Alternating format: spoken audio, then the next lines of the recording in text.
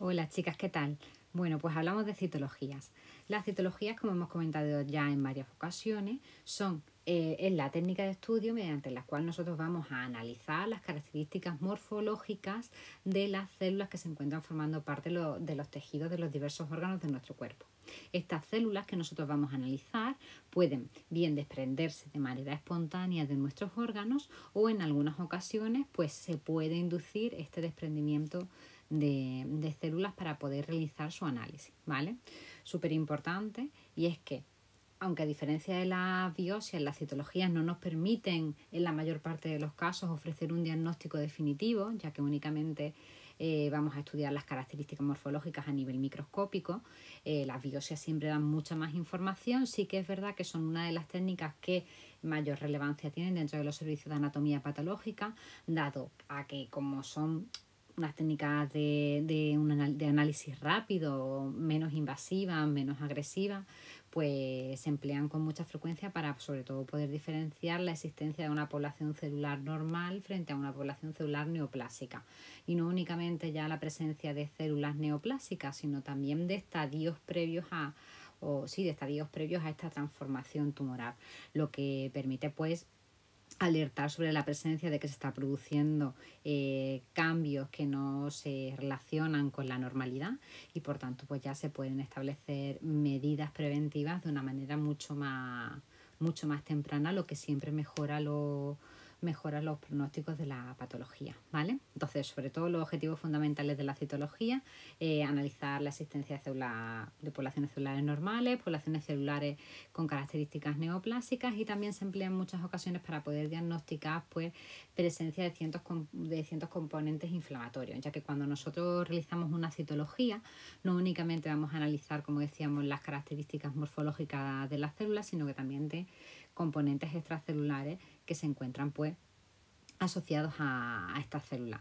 Y por último, únicamente indicaros que siempre que hablamos de análisis de células como forma de diagnóstico, pues estaríamos hablando de citodiagnóstico, sobre todo cuando lo que queremos o cuando el objetivo final es pues poder discernir entre la presencia de una patología o simplemente de un estado fisiológico convencional, ¿vale? Tipos de citologías. Hay diversos tipos de citologías, ¿vale? Todas ellas, como decíamos, lo que nos van a permitir es analizar las características morfológicas de las células a nivel microscópico para poder diagnosticar o al menos determinar la presencia o ausencia de posibles patologías, ¿vale? Los diversos tipos de citologías que se pueden realizar pues se van a basar fundamentalmente en la técnica que nosotros vayamos a emplear para poder obtener estas células y también de los procesamientos posteriores que realicemos con cada una de ellas, ¿vale? Principalmente las 4 que podéis ver en la diapositiva. Citologías exfoliativas, que incluimos en estas, pues por ejemplo, células que se desprenden de forma natural o que nosotros vamos a inducir mediante un pequeño raspado o cepillado. Citologías de líquidos, y encontramos en estas pues todas las citologías relacionadas con líquidos biológicos, en los cuales nosotros pues podemos encontrar también células en suspensión que mediante centrifugación podremos aislar y analizar. Las improntas también se reconocen como citologías empleadas fundamentalmente durante las intervenciones quirúrgicas. Recordad que nosotros podíamos realizar improntas en aquellos órganos que presentan células con pocos nexos de unión y que por tanto únicamente por contacto con un portaobjetos, o ya veremos que también dos portaobjetos, hay diferentes formas de realizar esta impronta, pues podríamos aislar células que posteriormente teñiríamos y analizaríamos, ¿vale? Y por último hablaríamos de las punciones aspiraciones con aguja fina, que como ya hemos comentado en temas anteriores, pues aunque en algunos libros los podemos encontrar como un tipo de biopsia, es cierto que dado el pequeño volumen de muestra que se obtiene y que fundamentalmente vamos a encontrar células en suspensión, pues es mucho más correcto denominarlas o categorizarlas dentro de lo que nosotros podemos considerar una citología, ¿vale? Y comenzamos con la primera de ellas, citología exfoliativa. La citología exfoliativa es una de las principales técnicas citológicas que podemos encontrar en la actualidad, ¿vale? Se basa, como bien podéis observar en la diapositiva, pues en recoger material que bien se puede desprender de manera espontánea de los tejidos, o que nosotros podemos inducir también el desprendimiento de estas células pues mediante diversas herramientas, ¿vale? Sobre todo pues raspado o cepillado, como podemos ver, ¿vale? Como os decía, en el caso de que las células que nosotros vayamos a analizar sean células que pueden proceder de la mucosa de, por ejemplo, exudado respiratorio, y como se van a desprender de manera natural, la denominamos citología descamativa, perdón, sería el caso de los esputos, por ejemplo, o también algunas muestras del aparato digestivo.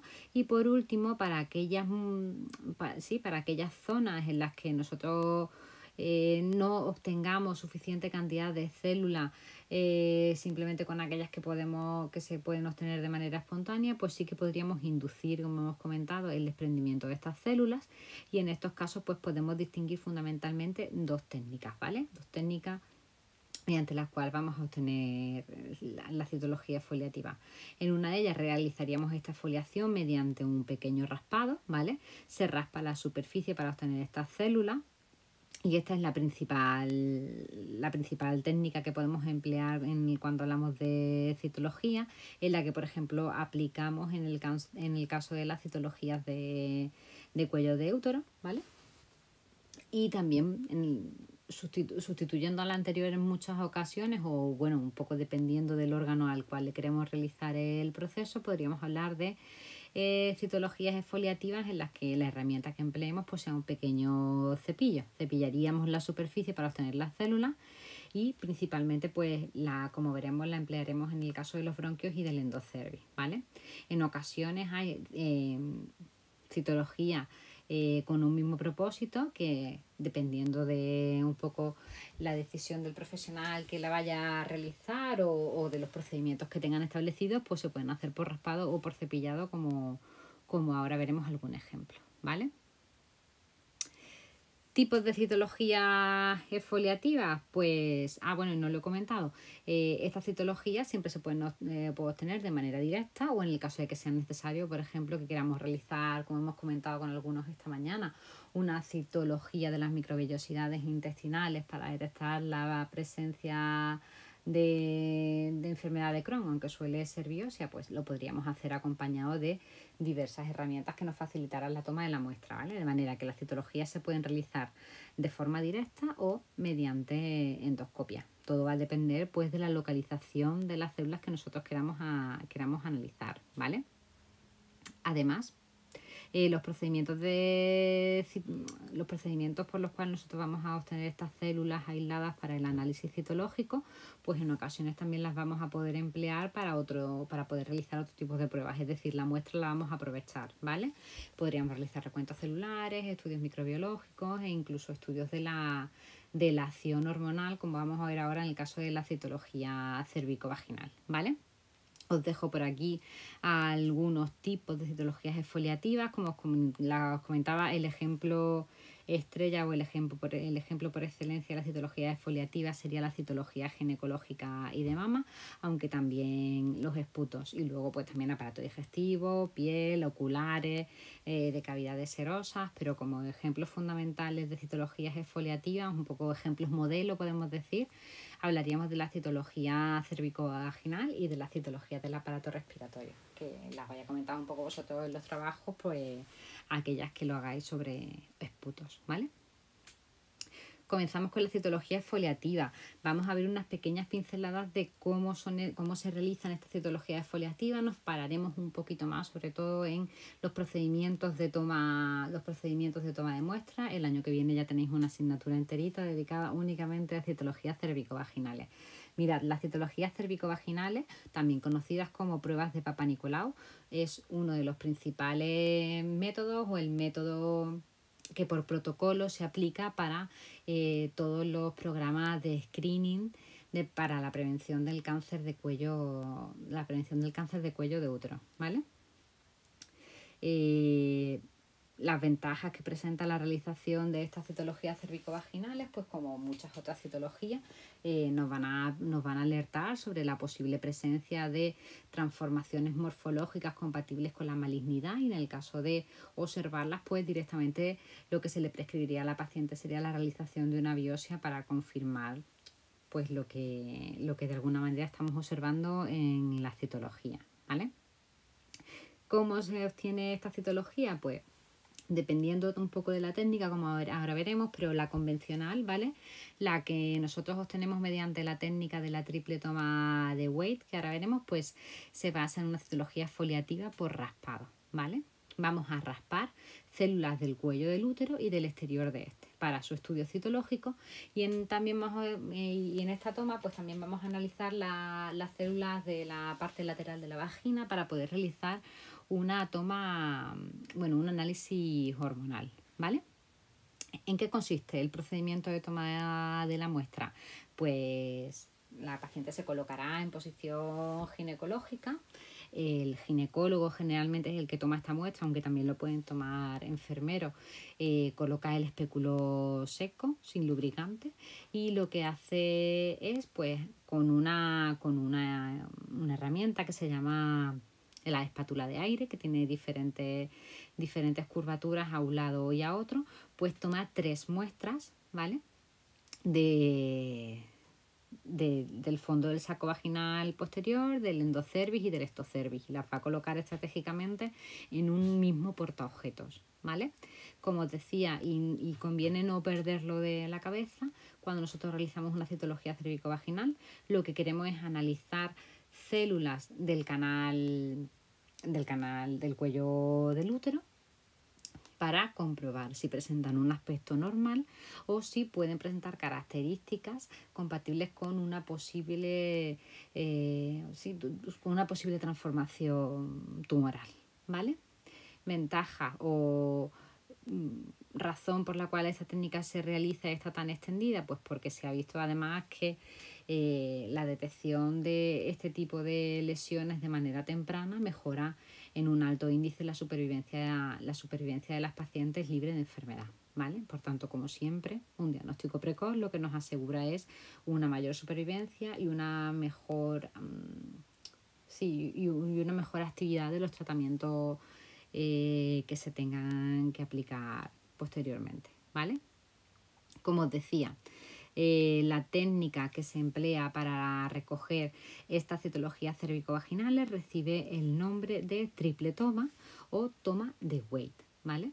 Materiales que vamos a necesitar para poder realizar esta citología, pues material general que emplearíamos en cualquier técnica, en cualquier obtención de cualquier muestra, ¿vale? Guantes desechables, una mesa de exploración ginecológica, en este caso para que la paciente pueda colocarse en posición ginecológica, un espéculo vaginal que nos va a permitir abrir nos va a permitir abrir el cuello del útero para poder tomar la muestra con mucha mayor facilidad y que además es una muestra representativa y una muestra fidedigna, ¿vale? La espátula de aire, ¿vale? Que es la que podéis ver aquí, que es un poquito más ancha, la que se ve blanca. Si os dais cuenta, tiene un extremo con una única curvatura y otro extremo que parece como un huesito, tiene una doble curvatura, ¿vale? Además encontraremos un cepillo colector, ¿vale? Como una especie de escobillón, que es con el que realizaremos pues una serie de movimientos circulares para realizar un pequeño raspado, ¿vale? Y luego pues un portaobjetos. Ya sabéis que las citologías se van a fijar de manera definitiva, nada más se obtienen, por tanto necesitaremos un fijador que puede ser bien alcohol de 96 grados o puede ser también un citospray, ¿vale? Lápiz marcador para etiquetar la muestra y que inequívocamente pues, sea la muestra de la paciente a la cual estamos atendiendo, hojas de registro y luego pues una gradilla de transporte y sobre todo unos pequeños envases en los cuales nosotros vamos a localizar el portaobjetos con las muestras para que sea enviado hacia el laboratorio, ¿vale? ¿Cómo se toma la muestra? ¿Cómo debemos tomar la muestra cervicovaginal? Pues como decía, el procedimiento se denomina triple toma o toma de Waite, ¿vale?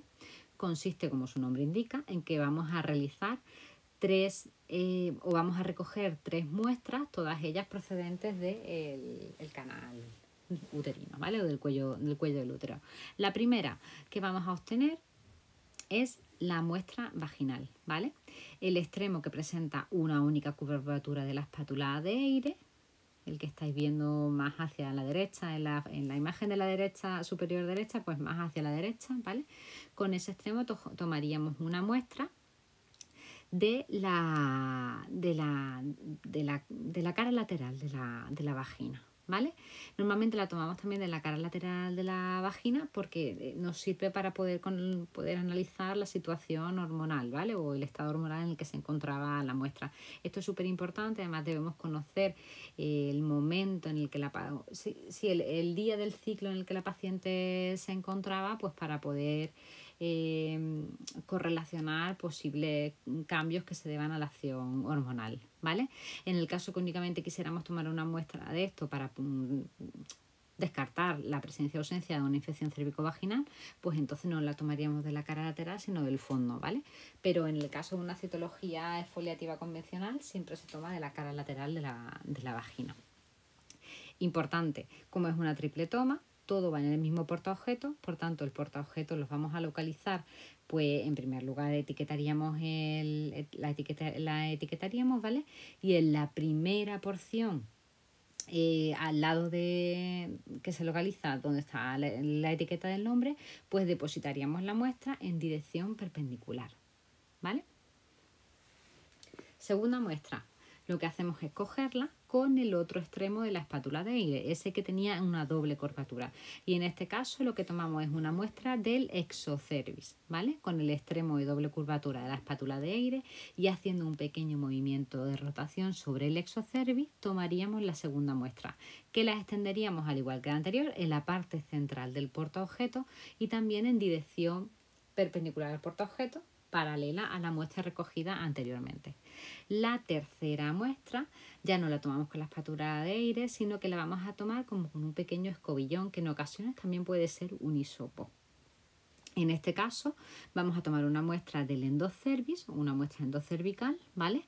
Con el escobillón y haciendo un pequeño movimiento de rotación, lo rotaremos en el interior del canal endocervical para favorecer esta descamación de las células, ¿vale? Y esta muestra pues la extenderíamos en la última porción del portaobjetos y en este caso en dirección perpendicular a las otras dos, ¿vale? O en la misma dirección del portaobjetos. Bueno, yo creo que en la imagen que tenéis en la diapositiva pues queda bastante claro. Es súper importante que sepáis que esta es la técnica que se emplea para tomar estas muestras de citología, pues ya que esta va a ser bueno, ya lo habéis visto, pero esta va a ser la estructura que presenten los portaobjetos que vosotros recibís en el laboratorio de anatomía patológica. De esta manera, y una vez que nosotros hemos tomado una muestra, el examen ginecológico completo de una citología, ¿vale? O de una muestra del cuello de útero sería esta triple toma en un único porta, ¿vale? En el caso de que se quiera estudiar simplemente también para descartar presencia o ausencia de posibles infecciones bacterianas, pues no haría falta tomarla del canal lateral de la cara lateral de la vagina, pero en el caso de que queramos hacer un estudio hormonal, que ya os digo que es lo convencional, pues sí que realizaríamos una toma de muestra de la cara lateral. El portaobjetos que nosotros vamos a enviar al laboratorio lo podéis ver también en la parte derecha de la imagen. Y nada más, llegaría al laboratorio ya completamente fijada. Y ahora, ¿por qué se denomina también esta citología foliativa técnica de Papa Nicolau? Pues muy sencillo, porque el tipo de tinción que nosotros vamos a aplicar a esta muestra es una tinción de Papa Nicolau, ¿vale? Destacar, antes de que se me olvide, las citologías en base líquida, ¿vale? ¿Qué es esto? ¿Qué es una citología en base líquida? Porque una cosa son las citologías de líquidos, ¿vale? Las citologías de líquidos biológicos, como puede ser una citología, un análisis de células que yo haga de líquido cefalorraquídeo, y otra cosa es la citología en base líquida. Mirad, la citología en base líquida, y hablaremos un poquito de ello en clase el miércoles, es una nueva técnica que se está comenzando a poner en marcha en muchos hospitales, que permite el análisis de citologías que antes eran exfoliativas, ¿vale? De alguna manera la citología en base líquida, en el caso de las citologías cervicovaginales, han llegado para sustituir a la triple toma de Wade, ¿vale? En este caso, y no tengo mucha información aquí en las diapositivas, pero sí quería comentároslo. Cuando nosotros hacemos una citología en base líquida, ya no se toma 3 muestras, ¿vale? Sino que con una misma herramienta, que es una especie de cepillito, no es un escobillón, es como un cepillito, como si fuese un pequeño rastrillo, nosotros tomaríamos muestras de las 3 zonas que hemos comentado anteriormente, ¿vale? Endocervix, esocervix y la cara lateral de la vagina, pero con una única herramienta, ¿vale? Las cogeríamos a la vez y nosotros ahora la depositaríamos en una solución de extracción, podemos decir, ¿vale? O en una solución preparatoria que nos va a servir para un medio preservativo, ¿vale? Mejor dicho, un medio de transporte que nos va a servir para que las células, pues, de alguna manera pasen desde el escobillón o desde este cepillo hacia el líquido, ¿vale? Y una vez llega la muestra al laboratorio, pues este tubito ya lo que se hace es que se centrifuga y aislamos las células. ¿Por qué se está imponiendo esta técnica, estas citologías en base líquida frente a las citologías cérvico-vaginales? Pues porque el resultado es mucho más limpio, ¿vale? Cuando nosotros tomamos una muestra del cuello del útero mediante la triple toma de Wade, es verdad que cogemos las células que queremos analizar, pero también estamos cogiendo células que no son de interés para el análisis, sobre todo de la posible presencia de células neoplásicas, ¿vale? De la posible presencia de un cáncer de cuello de útero. En el caso de las citologías en base líquida, tanto la forma de obtener la muestra como el líquido en el que se preserva, como sobre todo el procesamiento que van a seguir, los procesadores que se van a emplear para poder analizar estas muestras, permiten aislar de una manera mucho más selectiva estas células procedentes del canal del cuello uterino frente a otras estructuras, otros restos celulares que puedan aparecer también como resultado de haber tomado la muestra. Entonces, las muestras aparecen mucho más limpias y el análisis es mucho más sencillo y los resultados pues dan lugar a menos equivocaciones, ¿vale? Por eso en muchos hospitales ya se está comenzando a realizar citologías en base líquida en lugar de citologías recogidas mediante la triple toma de Wade. En la actualidad, por lo que me han estado comentando, los centros de salud y demás siguen haciendo triple toma de Wade, pero es verdad que cada vez más, por ejemplo, consultas privadas, hospitales privados, pues están optando mucho más por las citologías en base líquida. Ya me contaréis vosotros cuáles son las que habéis recibido, ¿vale? Y nada, con esto terminaríamos la parte de citologías cervicovaginales.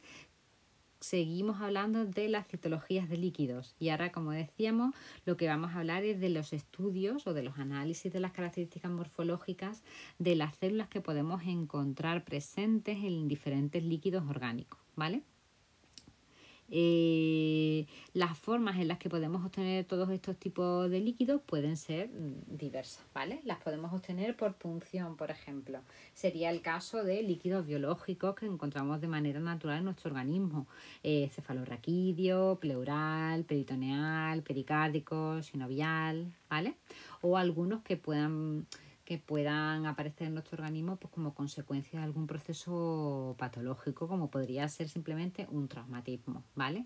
En este caso, simplemente la forma en la que vamos a obtener la muestra va a ser mediante una punción con una aguja de determinado calibre, en función también de la localización en la cual se encuentra el líquido que queremos analizar, y extraeríamos ese líquido. Y como algunas de vuestras compañeras también nos van a contar, ese líquido que extraemos se va a dividir en diferentes recipientes generalmente y cada uno de estos recipientes pues va destinado a un tipo de análisis, ¿vale? Se pueden hacer con estos líquidos análisis microbiológicos, análisis bioquímicos y, como nos compete en este caso, pues también análisis citológico, ¿vale? De las características que presenten las células que de manera natural encontramos en estos líquidos. Otra manera que podemos emplear para analizar las células presentes en estos líquidos sería mediante lavado y aspiración. Esta técnica sobre todo se aplica en el caso de la mucosa bronquial, ¿vale? En el caso de que queramos analizar la presencia de células presentes en los bronquios. Para ello necesitaríamos un endoscopio, que en estos casos suele denominarse fibrobroncoscopio. Son unas ondas mucho más finitas que permiten acceder con facilidad hacia estas estructuras. Irrigaríamos, ¿vale? y posteriormente, o sea, irrigaríamos, ¿sí? Añadiríamos pues normalmente alguna solución salina y posteriormente lo que haríamos sería aspirar ese líquido con el cual hemos irrigado. Al aspirar, pues estaríamos llevándonos todas esas células que se han podido desprender por acción de la irrigación, ¿vale? Y por último tendríamos también, pues, podríamos recoger directamente, ¿vale? Estos líquidos, pues porque en general nuestro organismo los va a expulsar de manera fisiológica, es el caso de la orina. Junto con estos líquidos pueden aparecer células en suspensión, pues nosotros analizaríamos, centrifugaríamos siempre, se nos quedaría en el pellet y analizaríamos estas células. ¿Para qué se recogen? Y ya me lo comentasteis vosotros, pues sobre todo para analizar la posible presencia de células neoplásicas en el tracto urinario. Muchas veces también se hace no como método de diagnóstico, sino como método de control. Pacientes que ya han tenido algún tumor en el aparato urinario, pues para comprobar si vuelven a aparecer estas células con características malignas o si está todo correcto. Siempre que tengamos una citología de líquidos, como hemos comentado, necesitamos separar estas células que están presentes en los líquidos orgánicos para poder realizar un estudio de las células y un estudio de estas células, como hemos dicho siempre, aisladas, ¿vale? No nos interesan el resto de los componentes, nos interesa únicamente el componente celular. Queremos analizar características morfológicas que presentan estas células. Para ello, en ocasiones, pues la presencia de las células o la densidad celular que aparezca en estos líquidos es suficiente como para poder aislarla mediante una centrifugación sencilla. En otras ocasiones necesitamos aplicar instrumentos específicos como podrían ser el CytoSpin, ¿vale? El CytoSpin, y yo creo que ya hemos hablado de él, es una centrífuga especial mediante la cual nosotros podemos concentrar directamente sobre un portaobjetos, ¿vale?, las células que haya presentes en un líquido. Sobre todo nos sirve para concentrar, pues, imaginaos que tenemos un volumen pequeño de líquido y por tanto la población celular que tendría en este volumen también sería pequeña. Para no perder células por el camino, pues directamente centrifugaríamos unas revoluciones específicas este tubito y se nos quedarían las células directamente proyectadas sobre el portaobjetos. Creo que ya hablamos de este equipo en unidades anteriores. Si no es así, pues no os preocupéis porque lo comentamos el próximo día en clase, ¿vale? Indicaros que en el caso de que, por ejemplo, la cantidad de células que haya en estos líquidos biológicos sean muy abundantes, y eso lo vamos a observar cuando analicemos el pellet, pues sí que se podría, en lugar de realizar simplemente una extensión en un portaobjetos, aislar este pellet celular, ¿vale?, y tratarlo como lo que nosotros denominamos un bloque celular, ¿vale? Lo podríamos recolectar sobre un papel de filtro y enviarlo como a procesamiento histológico, intentar incluirlo en un bloque de parafina y cortarlo, ¿vale? Vamos con las improntas. ¿Qué es la impronta? Ya hemos hablado de ella. Las improntas es el tipo de... es la técnica que se basa en la obtención de células procedentes de un tejido simplemente por contacto directo con el órgano, del portaobjetos con el órgano. En estos casos siempre lo vamos a realizar en órganos que, como hemos comentado, presenten las células que componen estos órganos presenten pocos nexos de unión. Es el caso de tejidos hematopoyéticos como puede ser la médula ósea, bazo, ganglio linfático, ¿vale? En ocasiones las improntas, que como he dicho, se emplean mucho durante las intervenciones quirúrgicas, cuando estamos en estas estas biopsias intraoperatorias, pues también podemos emplear las improntas como métodos complementarios, ¿vale?, a poder realizar estos análisis. También se pueden emplear como métodos complementarios a la congelación. En el caso de que no se pueda realizar la congelación, pues podríamos realizar simplemente este contacto del portaobjetos con el órgano que queremos analizar para que las células se quedasen adheridas a los portaobjetos y ya nosotros realizarles pues el proceso de fijación y de tinción correspondiente, ¿vale?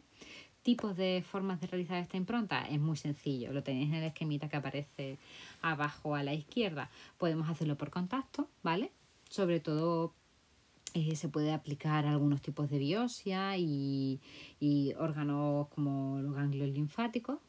Simplemente contactamos el portaobjetos con el órgano que queremos analizar, se nos quedarían las células adheridas. Hay otra forma de obtener estas improntas que sería pues presionando entre dos portaobjetos el órgano que queremos analizar, ¿vale? Pondríamos el órgano en medio, dos portaobjetos, aplastaríamos y en este caso pues se nos quedan las células también adheridas. Esto nos permite pues hacer mayor cantidad, un poquito más de presión. Se emplea sobre todo para tejidos pequeños y blandos, como pueden ser los procedentes de tumores cerebrales. Y la última forma de realizar improntas, aunque un poco más extraña, sería por raspado, ¿vale? Emplearíamos uno de los laterales del portaobjetos para raspar muy superficialmente la zona que queremos analizar, que generalmente suele ser pues los puntos de corte del espécimen, ¿vale? El sitio donde nosotros hemos cortado y para separar la muestra, ahí realizaríamos un pequeño raspadito con el portaobjetos para intentar quedarnos con una porción de células que posteriormente extenderíamos para pues su análisis por microscopía, ¿vale? Tinción y microscopía.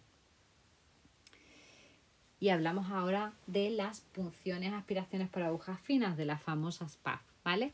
Las punciones aspiraciones por agujas finas son técnicas que nos van a permitir obtener muestras citológicas, es decir, células procedentes de masas sólidas o quísticas, ¿vale?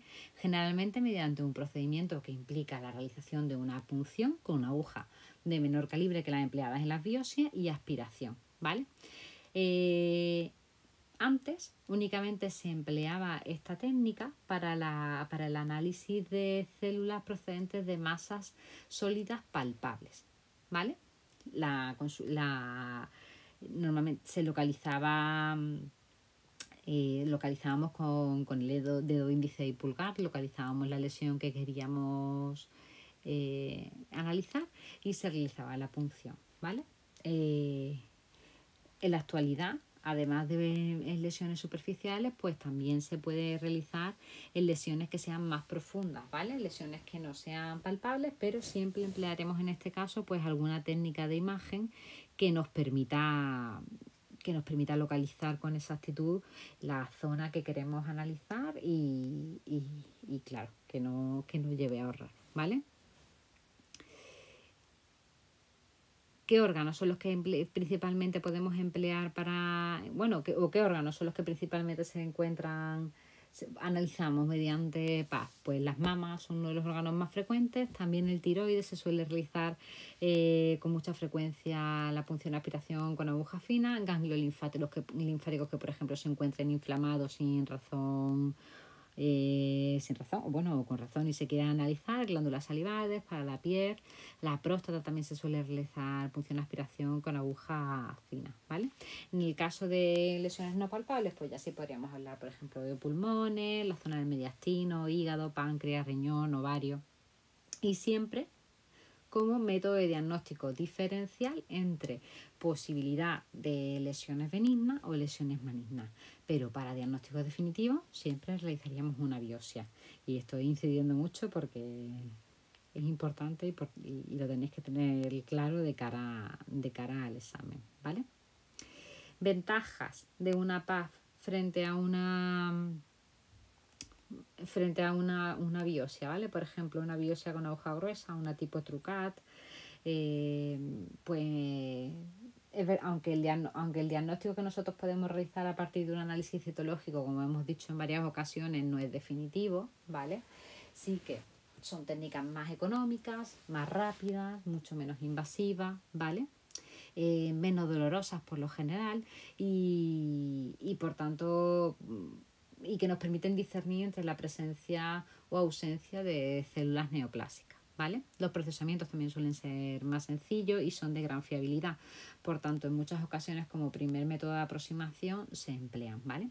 Es cierto que ya hemos comentado en varias ocasiones que aunque la PAF hubo un tiempo en el que estuvo muy extendida como forma de análisis, por ejemplo, de los tumores de mama, en la actualidad pues sí que se ha visto que la biopsia por aguja gruesa presenta prácticamente las mismas contraindicaciones que las que presenta una PAF, pero ofrece mucha más información, ¿vale?